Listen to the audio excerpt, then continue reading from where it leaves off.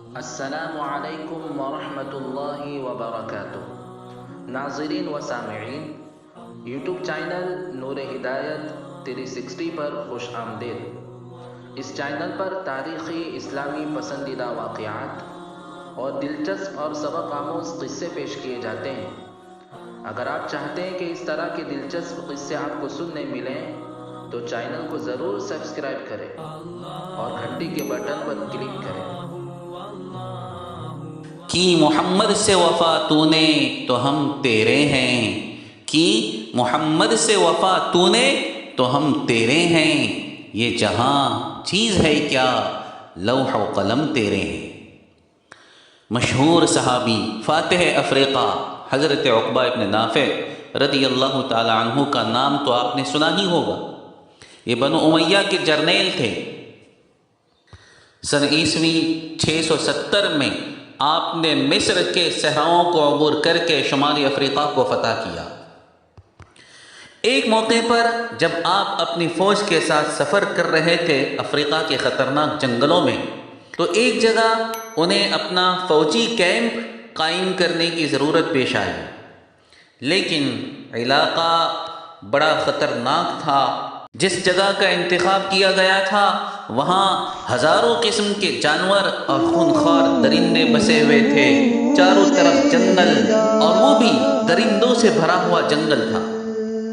تو حضرت عقبہ ابن نافع رضی اللہ تعالی عنہ نے اللہ سے دعا کی اور پھر جنگل میں کھڑے ہو کر درندوں سے خطاب فرمایا۔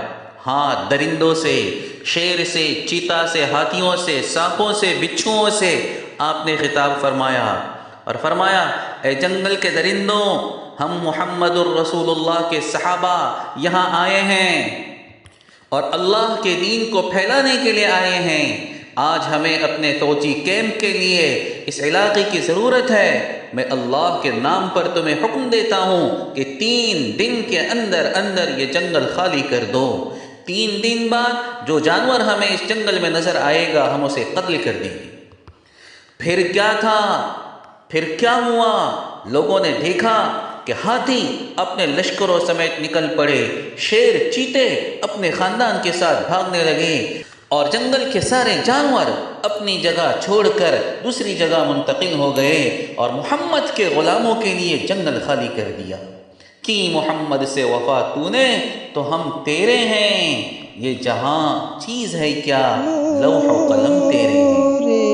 یہی حضرت عقبہ ابن نافع رضی اللہ تعالی عنہ جب پورے شمالی افریقہ کو فتح کرنے کے بعد بحر اوقیانوس کے کنارے تک جا پہنچے تو فرط جذبات میں اپنے گھوڑے کو سمندر میں ڈال دیا۔